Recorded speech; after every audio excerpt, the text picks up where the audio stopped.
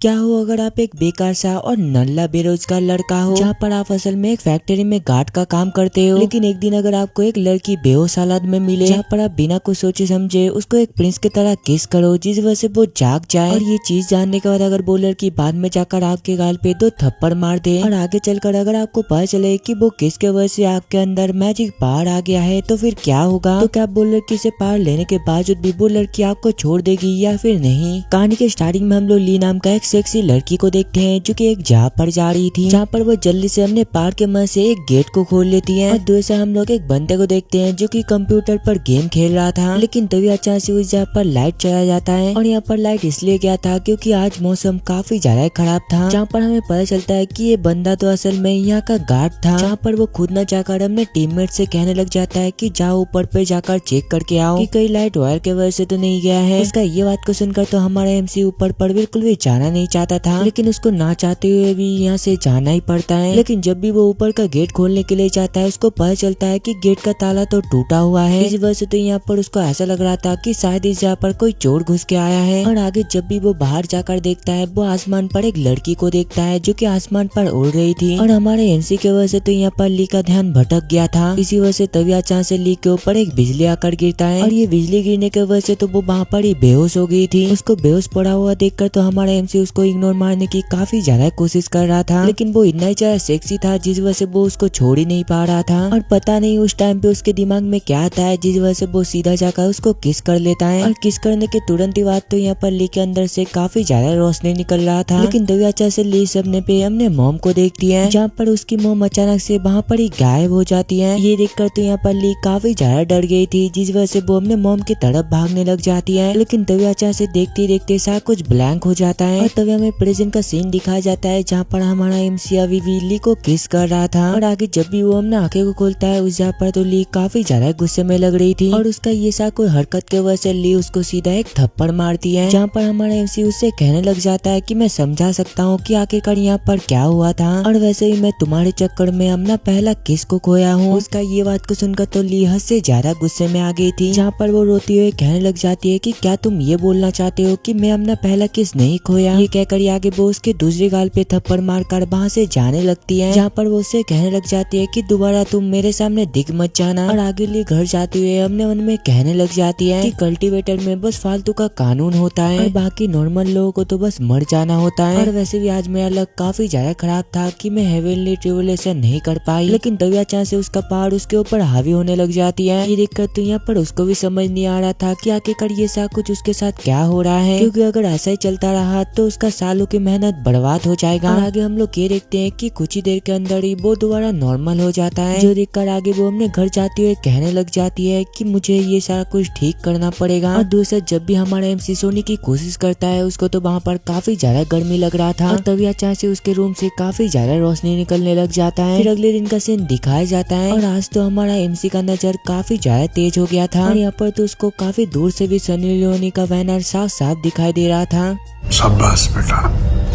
बहुत बढ़िया।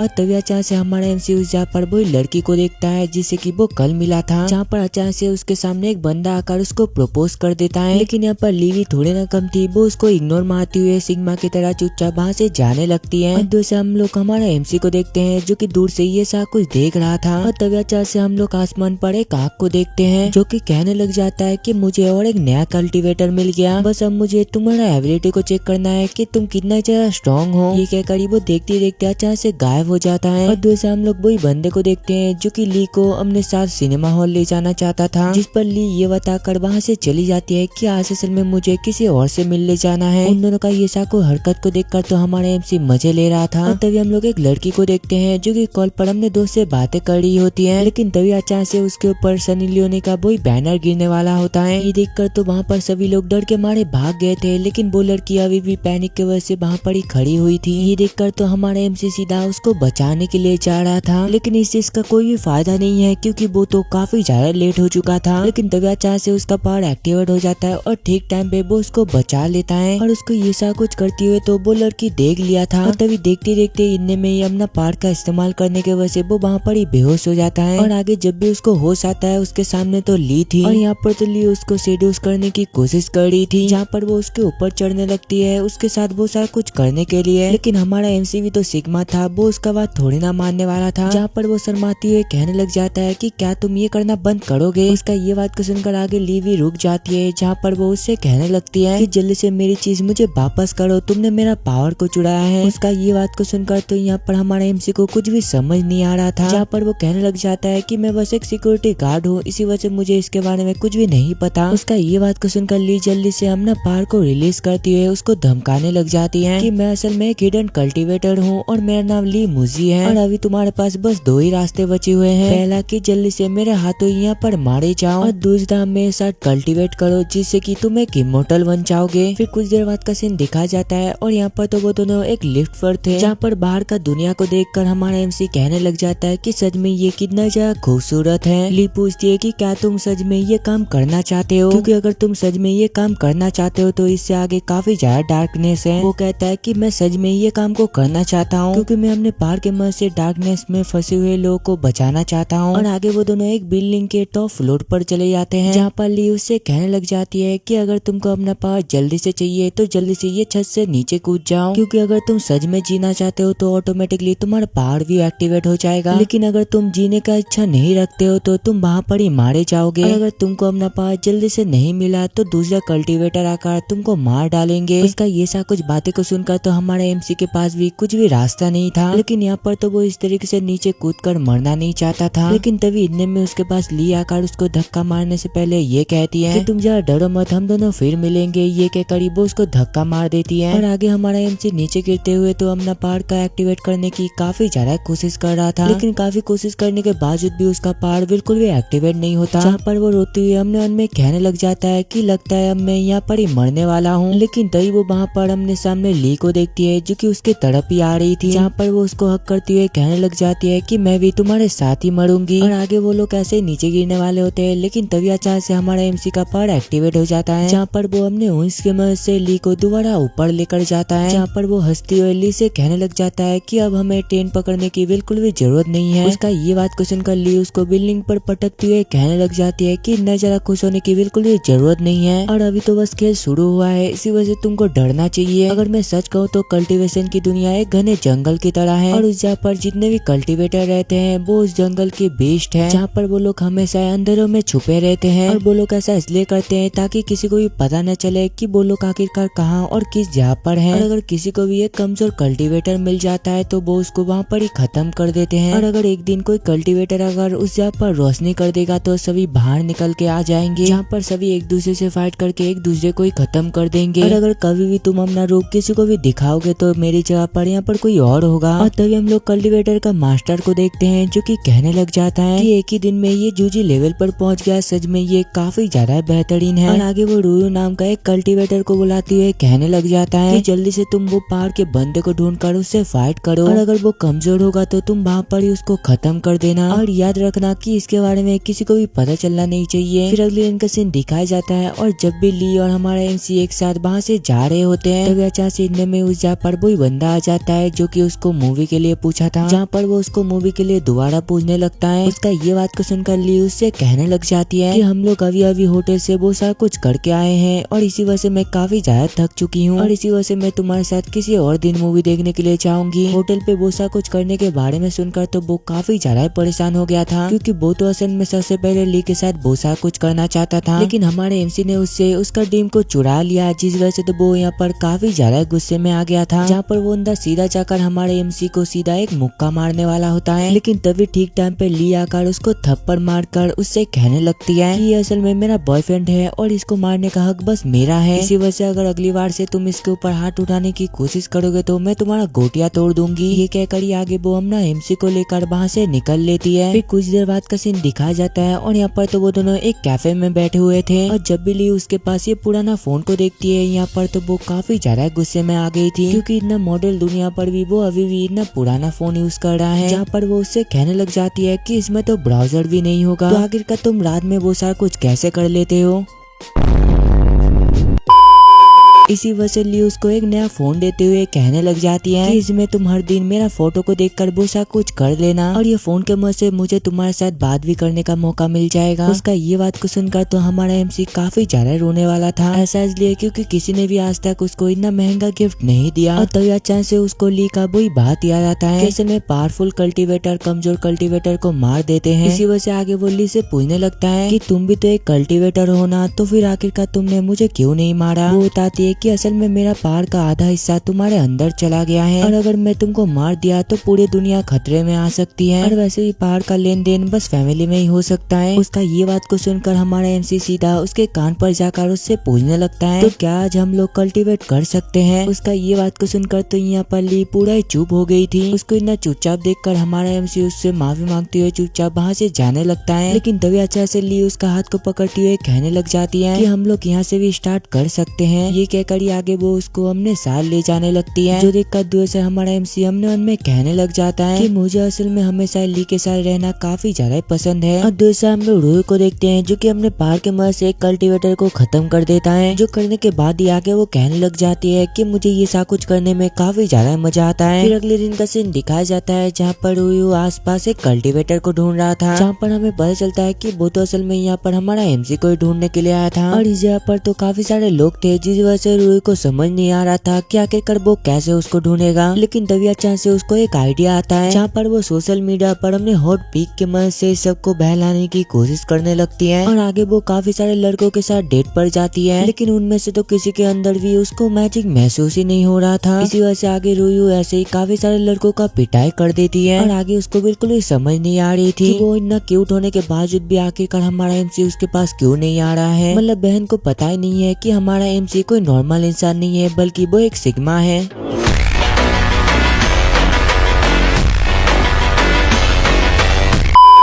और आगे ऐसे ही काफी सारे लड़कों के साथ डेट करने के बाद तो वो काफी ज्यादा थक चुकी थी, जहाँ पर उसको ऐसा लग रहा था कि शायद वो बंदा एक गे है।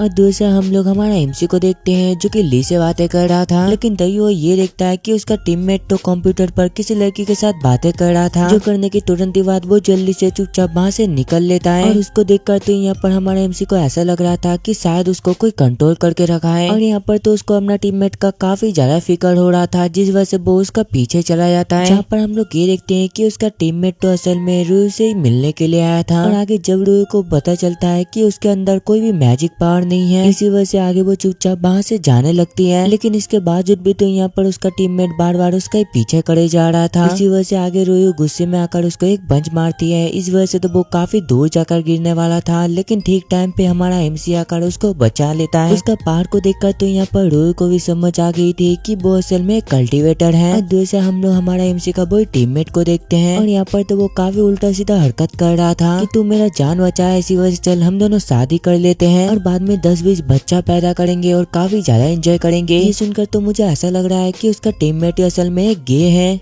समझ रहे हो? और आगे उसका ये सा कुछ फालतू का बकवास को सुनकर वो जल्दी से वहाँ से भाग जाता है। लेकिन जब भी वो वहाँ से भाग रहा होता है अचानक से उसको कोई हिप्नोटाइज कर लेता है, जहाँ पर हमें पता चलता है कि वो असल में और कोई नहीं बल्कि रूही थी। और दूसरा हम लोग रूही को देखते हैं जो कि एक बिल्डिंग के छत पर उसका इंतजार कर रही थी। लेकिन तभी इतने में उस जगह पर हमारा एमसी आकर कहने लग जाता है कि रूही तुम कितना ज्यादा खूबसूरत हो, मैं तुमसे काफी ज्यादा प्यार करता हूँ। ये कहते कहते तो वो यहाँ पर रूही के तरफ ही बढ़ रहा था। उसका ये सा कुछ बातें को सुनकर वो सबसे पहले अपना पार का इस्तेमाल करती है, और वो ये सब को इसलिए किया था ताकि उन दोनों के पार के बारे में किसी को भी पता न चले। और दूसरी साइड तो हमारा एमसी हिप्नोटाइज था, जिस वजह से वो उल्टा सीधा हरकत करने लगता है। उसका ये सब हरकत को देखकर तो रूही भी तंग आ चुकी थी, जिस वजह से आगे वो कस के उसको एक मुक्का मारती है। और आगे जब भी उसको होश आता है उसको तो समझ नहीं आ रहा था कि आखिरकार वो इस जगह पर कैसे आया, जिस पर रूही बताने लग जाती है कि तुमने अभी अभी मुझे प्रपोज किया था। उसका ये बात को सुनकर तो यहाँ पर हमारा एमसी काफी ज्यादा परेशान हो गया था, क्योंकि अगर ये चीज उसके गर्लफ्रेंड गर्लफ्रेंड को पता चल जाएगा तो वो उसको बिल्कुल भी नहीं छोड़ेगी। इसी वजह से आगे वो जल्दी से यहाँ से भागने की कोशिश करता है। उसको भागता हुआ देखकर जब भी रोयू उसको पकड़ने की कोशिश करती है, गलती से तो यहाँ पर उसके हाथ में हमारा एमसी का पैंट आ गया था और आगे वो उसको खत्म करे इतने में उस जगह पर ली आ जाती है। और यहाँ पर तो ली को उसके प्रपोजल के बारे में सारा कुछ पता चल गई थी और यहाँ पर तो हमारा एमसी उसको काफी ज्यादा समझाने की कोशिश कर रहा था कि तुम उसके ऊपर ध्यान मत दो। ली कहती है कि मैं तुमसे बाद में निपट लूंगी, पहले मुझे इसको देखने दो। और आगे हम लोग ये देखते हैं कि वो दोनों लड़कियां तो एक दूसरे से झगड़ रहे थे और आगे जब भी हमारा एमसी उन दोनों के बीच में जाकर उन दोनों को रोकने की कोशिश करता है, ये देखकर वो दोनों ही लड़कियां उसको एक कस के थप्पड़ मारती है। मतलब हमारा एमसी यहाँ पर अपने मन में यही कह रहा था कि आखिरकार मैंने अभी क्या गलत किया। और शुरुआत में तो वो लोग बिल्कुल भी सीरियस नहीं थे, लेकिन आगे लिए हमने टेलीपेटी के मदद से हमारे एमसी से बातें करने लग जाती है, जहाँ पर वो उससे कहने लग जाती है कि मैंने कुछ दिन पहले तुमको कल्टीवेटर के बारे में बताया था, क्या तुमको याद है? कल्टीवेटर का काफी सारे स्टेज होता है और इससे ही पता चलता है कि वो कितने ज्यादा पावरफुल है और अगर तुम्हारे पास कोई भी हथियार नहीं है तो तुम किसी भी कीमत में उसको हरा नहीं सकते। और अगर तुम ये कल्टीवेटर से बच भी गए तो तुम्हारा किस्मत काफी ज्यादा अच्छी होगी। और उन दोनों को इतना चुपचाप देखकर तो दूसरे रोय को भी पता चल गया था कि वो दोनों असल में टेलीपेटी के मदद से एक दूसरे से बातें कर रहे हैं। इसी वजह से वो अपने पार के मदद से सीधा ली के ऊपर अटैक कर देती है और उससे फाइट करने के दौरान तो यहाँ पर ली को भी समझ आ गई थी कि वो असल में कल्टीवेटर के हाई लेवल पर हैं और अगर वो दोनों साथ में भी काम करेंगे तो किसी भी कीमत में वो रोय को हरा नहीं पाएंगे। लेकिन इसके बावजूद भी वो बिल्कुल भी हार नहीं मानती, जहाँ पर वो जैसे तैसे करके अपने पार का इस्तेमाल करती हुए उसको नीचे गिरा देती है। जो करकरी आगे वो हमारे एमसी को यहाँ से जाने को कहती है। शुरुआत में तो यहाँ पर हमारा एमसी यहाँ से जाना नहीं चाहता था, लेकिन ली के बार बार कहने पर उसको भी ये बात मानना ही पड़ता है। और आगे हम लोग ये देखते हैं कि रोय के बार बार अटैक करने के वजह से तो ली का हालत काफी ज्यादा खराब हो गई थी, जहाँ पर रोय जल्दी से उसकी गर्दन को पकड़ते हुए ऊपर से नीचे फेंक देती है। जहाँ पर हम लोग ये देखते हैं कि इतना देर से फाइट करने की वजह से तो उसका हालत हद से ज्यादा खराब हो गई थी, लेकिन इसके बावजूद भी वो बिल्कुल भी हार मानने के लिए तैयार नहीं था। जहाँ पर वो हमारे एमसी के बारे में सोचकर जल्दी से खड़ी हो जाती है और उसको खड़ा हुआ देखकर आगे रोय भी हमने फाइनल अटैक से उसके ऊपर अटैक कर देती है।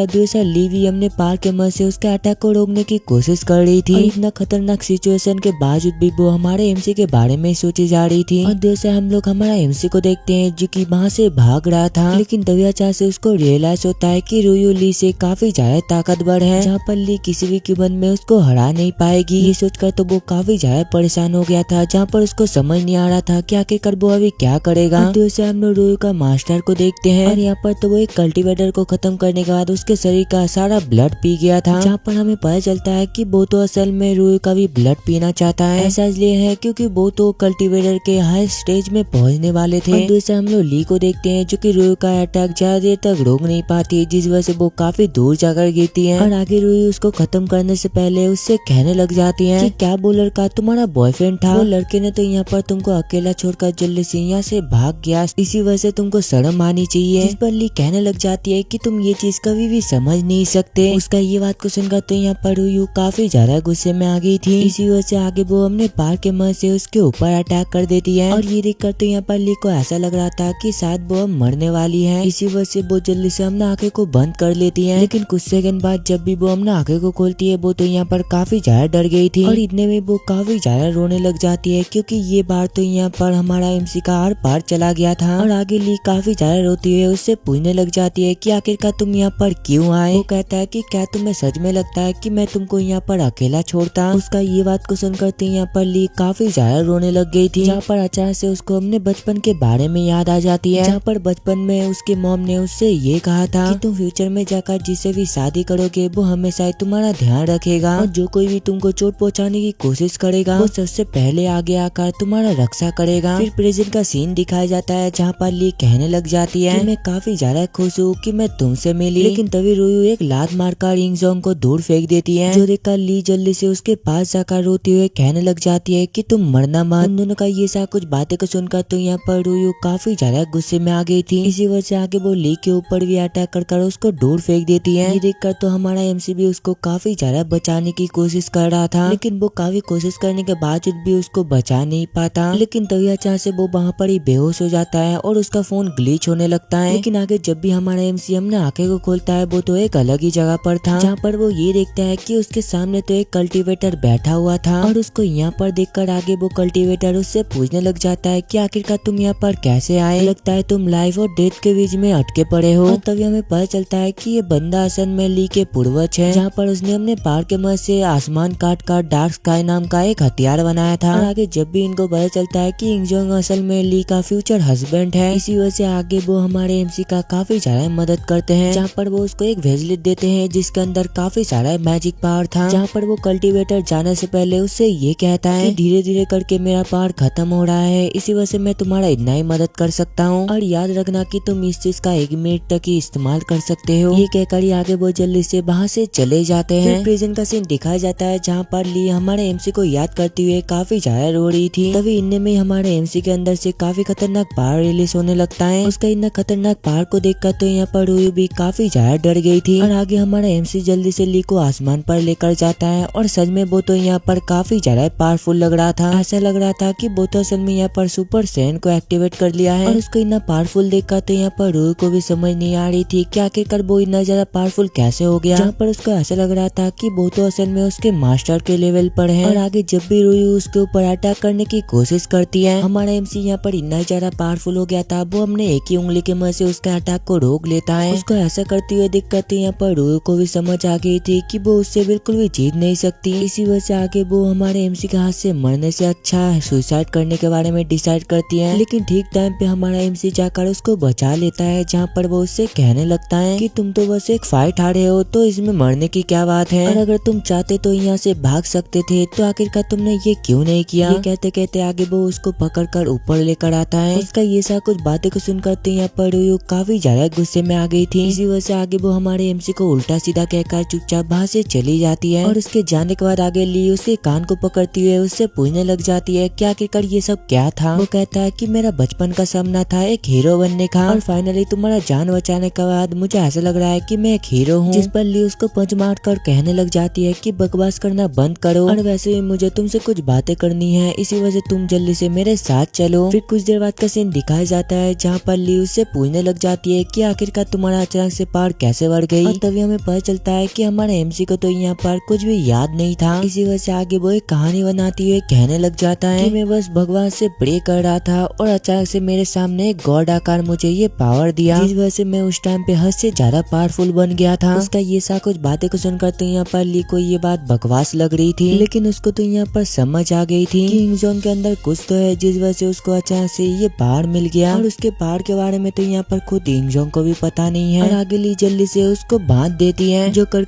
आगे वो उससे कहने लगती है कि असल में हमारे फैमिली के कल्टीवेशन मेथड है। ये कहकर आगे वो जल्दी से उसको किस कर लेती है और घबराने के लिए मना करती है, जहाँ पर हमें पता चलता है कि इस वजह से तो वो और हमारा एमसी एक दूसरे को अच्छे से जान पाएंगे। और आगे जब भी हमारा एमसी अपने आंखों को खोलता है, वो तो एक अलग ही जगह पर आ गया था, जहाँ पर वो अपने सामने एक बड़े से गेट को देखता है, जो देखकर वो उस गेट के ताले को खोलने की कोशिश करता है। और आगे जब भी हमारा एमसी वो गेट का ताले को टच करता है, अचानक से उसके अंदर से काफी तेज रोशनी निकलने लग जाता है। और तभी इतने में वो अपने सामने छोटी ली को देखता है, और तभी इतने में उस जगह पर एक पोर्टल खुलता है और वो दोनों उसके अंदर गिर जाते हैं। और दूर से हम लोग ली को देखते हैं, जो कि इंगजोंग के बारे में जानने की वजह से उसके मन के अंदर गया था, जहाँ पर वो उस जगह पर अपने सामने काफी सारा पावर को देखता है। और आगे जब भी वो उस चीज को टच करती है, वो तो बिल्कुल भी हिल नहीं पा रही थी। और आगे जब भी उसको रियलाइज होता है, वो काफी ज्यादा घबराती हुई कहने लग जाती है कि क्या ये एक मैजिक वेपन है और ये अभी भी जिंदा है। तभी इनमें में वो एक अलग ही जगह पर आ जाती है और उसके सामने तो एक कल्टीवेटर खड़ा हुआ था, और वो कल्टीवेटर के हाथ में तो एक स्वॉर्ड था, जो देखकर ली को विसा को समझ आ जाती है कि वो दोनों असल में पहले भी कहीं पर मिल चुके हैं। और दूसरे हम लोग इंगजोंग को देखते हैं, जो कि एक जगह पर आ गया था और उसके आसपास तो बस आग ही आग था, जहाँ पर वो अपने सामने काफी सारे इंसान को देखता है जो कि मर चुके थे। और तभी अचानक से उसको किसी का चिल्लाने का आवाज सुनाई देता है, सुनकर आगे वो अपना पावर का इस्तेमाल करते हुए जल्दी से उसके पास चला जाता है। और उस जगह पर तो असल में यहाँ पर ली की मॉम थी। और तभी इनमें में उस जगह पर वो कल्टीवेटर आकर उससे पूछने लग जाता है कि जल्दी से बताओ कि ब्लैक स्काई वेपन कहाँ पर है। और यहाँ पर तो ली के मॉम को भी इसके बारे में बिल्कुल भी पता नहीं थी। इसी वजह से आगे वो कल्टीवेटर अपने शॉट के मदद से उसके मॉम को वहाँ पर ही खत्म कर देता है। फिर प्रिजन का सीन दिखाया जाता है और यहाँ पर तो इंगजोंग को होश आ गया था। और दूसरे हम लोग ली को देखते हैं, जो कि काफी ज्यादा रो रही थी। और दूसरा तो हमारा एमसी उसके पास्ट के बारे में जानकर तो काफी ज्यादा हैरान हो गया था, जहाँ पर वो अपने उनमें कहने लग जाता है कि तुम ज्यादा टेंशन मत करो, मैं हमेशा ही तुम्हारा रक्षा करूंगा। फिर कुछ देर बाद का सीन दिखाया जाता है, जहाँ पर ली उसको बताने लग जाती है कि उस रात पर हमारे फैमिली के 34 लोगों को वो कल्टीवेटर ने मार दिया था और उस दिन मेरे अलावा मेरे फैमिली के सारे लोग मारे गए बस वो ब्लैक स्काई के वजह से। और वो तो असल में हमारा फैमिली का एक ट्रेजर था। इसी वजह से मैं किसी भी कीमत में वो कल्टीवेटर से अपने मॉम डैड का बदला लेना चाहती हूँ। और वैसे ही मुझे पक्का है कि नहीं, जब तक मेरे अंदर ये ब्लैक स्काई है वो कल्टीवेटर मेरे से ये लेने के लिए जरूर आएगा और उसी टाइम पे मैं उस कल्टीवेटर को खत्म कर अपने फैमिली का बदला लूंगी। उसका ये सा कुछ बातें को सुनकर हमारा एमसी उससे पूछने लगता है कि आखिरकार उसका लेवल क्या है। वो बताती है कि हम उसका एक भी अटैक सह नहीं सकते और अगर वो अभी हमारे सामने हो तो हम दोनों यहाँ पर ही मारे जाएंगे। उसका ये बात को सुनकर हमारा एमसी उसका हाथ को पकड़ते हुए कहने लग जाता है कि तुम चाहे टेंशन मत करो, मैं हमेशा तुमको प्रोटेक्ट करूंगा और वैसे भी हम दोनों एक कल्टीवेटर कपल हैं। और आगे जब भी उसको रियलाइज होता है वो जल्दी से हाथ छोड़कर कहने लग जाता है कि मैं तो बस मजाक कर रहा था। लेकिन तभी इतने में ली सीधा जाकर उसके गाल पर एक किस करती है। उसको ऐसा करते हुए देखकर हमारा एमसी अपने मन में कहने लग जाता है कि काश यहाँ पर ही टाइम रुक जाता तो कितना ज्यादा अच्छा होता। और आगे ली उससे कहने लग जाती है कि तुम्हारे मन के अंदर जाने के बावजूद भी मैं तुम्हारे राज का पता नहीं लगा पाई, लेकिन उस टाइम पे मुझे कुछ अपना सा महसूस हुआ और ये चीज मुझे काफी टाइम बाद लगा। ये कहकर आगे वो जल्दी से हमारे एमसी को यहाँ से भगा देती है। ऐसा इसलिए क्योंकि ये सब करने के चक्कर में तो काफी ज्यादा रात हो चुकी थी। और आगे जब भी इंगजोंग अपने रूम पर जाता है उस जगह पर तो रुयू थी और वो तो असल में यहाँ पर उसको सेड्यूस करने के लिए उसके बेड के ऊपर लेटी हुई थी, जहाँ पर वो उससे कहने लग जाती है कि मैं तुम्हारा कितना देर से इंतजार कर रही थी, आखिरकार तुम इतना देर तक कहाँ थे। उसका इतना हॉट बॉडी को देखकर तो यहाँ पर हमारे एमसी के नाक से काफी ज्यादा खून निकल रहा था। फिर कुछ देर बाद का सीन दिखाया जाता है जहाँ पर हमारा एमसी उससे पूछने लग जाता है कि क्या तुम मुझे बताओगे आखिरकार तुम इस तरीके का कपड़े क्यों पहने हुए हो। वो बताती है कि असल में मेरे पास रहने के लिए कोई भी जगह नहीं है, आखिरकार मैं कहाँ पर सोऊं, इसी वजह से क्या मैं तुम्हारे बेड पर सो सकता हूँ। किंगजोंग कहता है तो फिर मैं कहाँ पर सोऊंगा। और तभी इतने में उस जगह पर उसका टीममेट आकर उससे कहने लग जाता है कि अगर तुम चाहते हो तो तुम मेरे साथ मेरे बेड पर सो सकते हो और फ्री में मैं तुमको अपना वो हिस्सा दूंगा। और यहाँ पर हमारा एमसी का टीममेट किस बारे में बात कर रहा है आप लोग कमेंट पे जरूर बताना। और उसका ये सा कुछ बातें को सुनकर तो हमारे एमसी परेशान हो गया था, जिस वजह से वो नीचे सोने का डिसाइड करता है। फिर अगले दिन का सीन दिखाया जाता है और यहाँ पर तो रूयू के पीछे काफी सारे लड़कों का लाइन लगी हुई थी और यहाँ पर तो सभी लड़के रूयू से डेट के लिए पूछने आए थे। और तभी इनने में उस जगह पर एक गाड़ी के अंदर से वही लल्लू बंदा निकलता है, जहाँ पर वो लल्लू सीधा जाकर एक बंदे के मुंह पर पैसे फेंक कर मारता है। ऐसा इसलिए है क्योंकि वो बंदे ने तो उसको उल्टा सीधा कहकर पुकारा था। और तभी इनने में उस जगह पर ली आ जाती है और जब भी वो अपने सामने रूयू को देखती है उसको समझ नहीं आ रहा था कि आखिरकार वो यहाँ पर क्या कर रही है। और तभी इनने में वो लल्लू ली को एक रिंग देती है, उसको अपने साथ डेट पर चलने के लिए कहता है, जिस पर वो कहती है कि अगर तुम चाहो तो वो थर्ड की लड़की को अपने साथ डेट पर लेकर जा सकते हो। जिस पर वो कहने लग जाती है कि इंगजोंग के अलावा मेरे बीएफ बनने का कोई भी लायक नहीं है। और तभी इतने में उस जगह पर हमारा एमसी आ जाता है। उसको यहाँ पर देखकर आगे ली उससे कहने लगती है कि चलो हम दोनों आज एक साथ मूवी देखने के लिए चलते हैं। लेकिन तभी इतने में रूयू उससे चिपकती हुई कहने लग जाती है कि मुझे भी मूवी देखने जाना है। यहाँ पर तो रूयू उससे कुछ ज्यादा चिपक रही थी, जो देखकर ली काफी ज्यादा गुस्से में आ जाती है। इसी वजह से आगे वो दोनों ली को लेकर एक दूसरे से झगड़ने लगते हैं और उन दोनों को ये सा कुछ करता हुआ देखकर तो दरअसल वो लल्लू काफी ज्यादा गुस्से में आ गया था, क्योंकि उसने दोबारा ली को अपने तरफ कर लिया है। इसी वजह से आगे वो गुस्सा होकर कहने लग जाता है कि कुछ भी हो चाहे मैं तुमसे बदला लेकर ही रहूंगा। फिर अगले दिन का सीन दिखाया जाता है जहाँ पर हमारा एमसी वो दोनों लड़कियों के साथ मूवी देखने के लिए गया था, लेकिन वो दोनों लड़कियां तो यहाँ पर मूवी कम एक दूसरे को ज्यादा घूरे जा रहे थे, जहाँ पर वो दोनों ही मन कहने लगते हैं कि इंगजोन बस मेरा है। और तभी इनने में ली ये मूवी को देखकर डरने का एक्टिंग करने लग जाती है और ये सा कुछ करते हुए तो यहाँ पर रूयू बिल्कुल ही देख नहीं पा रही थी। इसी वजह से वो सीधा जाकर इंगजोंग को एक किस करती है और उसको ये सा कुछ देखकर तो दरअसल ली भी काफी ज्यादा हैरान हो गई थी। इसी वजह से आगे वो भी इंगजोंग को किस करने के लिए जाती है और उन दोनों को ये सा कुछ करता हुआ देखकर तो हमारा एमसी ठीक टाइम पे पीछे हट गया था। इसी वजह से आगे वो दोनों एक दूसरे को किस करते हैं। मतलब ये सीन को देखकर सच में मुझे मजा ही आ गया। और अगर मैं सच कहूँ तो ये सीन 100 गर्लफ्रेंड पर भी हुआ था। इसी वजह से अगर अभी तक आप लोगों ने वो 100 गर्लफ्रेंड वाला सीरीज नहीं देखे हो तो जल्दी से जाकर चेकआउट करो। और आगे जब भी उन दोनों को ये चीज रियलाइज होता है वो दोनों पीछे हटकर अपना मुंह को साफ करने लगते हैं। और आगे मूवी खत्म होने के बाद जब भी वो दोनों बाहर जाते हैं, बाहर पर तो काफी तेज बारिश हो रही थी और तभी वो दोनों लड़कियां एक लड़के को देखते हैं जो कि अपने जेब को जैकेट से कवर करते हुए रोड क्रॉस कर रहा था। ये देखकर आगे हमारा एमसी भी ये चीज करने के लिए अपना जैकेट को खोलने लग जाता है और उसको ऐसा करते हुए देखकर तो यहाँ पर वो दोनों ही लड़कियां उसका जैकेट को छीनने की कोशिश कर रहे थे और ऐसा कुछ करने के चक्कर में तो वो जैकेट फट गया था, जिस वजह से हमारा एमसी नीचे गिर जाता है और उसको जमीन पर पड़ा हुआ देखकर आगे वो दोनों लड़कियां उसके पास जाकर उससे पूछने लगती है कि क्या तुम ठीक हो। हो। फिर अगले दिन का सीन दिखाया जाता है जहाँ पर हमारा एमसी ली को एक गिफ्ट देने के लिए उसके पास जा रहा था। ऐसा इसलिए क्योंकि उसको ऐसा लग रहा था कि शायद रोयू की वजह से ली को गलत फहमी हो गया है। लेकिन तभी वो रास्ते में वो लल्लू को देखता है जो कि काफी सारे लोगों के साथ खड़ा हुआ था, जहाँ पर हमें पता चलता है कि वो लल्लू तो इंजोंग को मारने के लिए काफी सारे गुंडे को हायर किया था। जहाँ पर वो लल्लू जल्दी से ऑर्डर देता है कि जल्दी से इंजोंग का हाथ पैर को तोड़ दो। और आगे जब भी सभी गुंडे उसको मारने के लिए उसके तरफ जा रहे थे, हमारा एमसी जल्दी से उन लोग को उल्लू बनाकर वहाँ से भागने लग जाता है। उसको भागता हुआ देखकर आगे वो बंदे भी उसके पीछा करने लगते हैं। और दूसरा जब भी हमारा एमसी वहाँ से भाग रहा होता है, वो लल्लू के बटलर के वजह से अचानक से वो नीचे गिर जाता है। और उसको गिरता हुआ तो यहाँ पर ली और रोयू भी देख लिया था। और आगे जब भी वो दोनों ये देखती है कि उसके पीछे काफी सारे गुंडे पड़े हुए हैं, वो दोनों ही अपने डार्लिंग को बचाने के लिए वो सभी गुंडों से फाइट करने लगती है। और यहाँ पर वो दोनों मिलकर तो एक एक करके सभी गुंडों को हरा दिया था, जो देखकर हमारा लल्लू दोबारा अपने मिशन पर फेल हो जाता है और काफी ज्यादा रोने लगता है। और आगे इंजोन ली को वही गिफ्ट देता है जो कि वो उसके लिए लाया था, जहाँ पर हमें पता चलता है कि हमारा एमसी पहली बार किसी लड़की को गिफ्ट दिया है। और हमारा एमसी अपने गर्लफ्रेंड के लिए लाया भी क्या था, चिकन टॉय। मतलब हमारे नूबड़ा लौंडे को पता भी नहीं है कि आखिरकार एक लड़की को गिफ्ट में क्या दिया जाता है। ये गिफ्ट को पाकर तो यहाँ पर ली काफी ज्यादा गुस्से में आ गई थी, जो लेकर आगे हमारा एमसी उसको मनाने की कोशिश करने लग जाता है। और उसको ये सा कुछ करता हुआ देखकर तो दूसरा रोयू काफी ज्यादा उदास हो गई थी।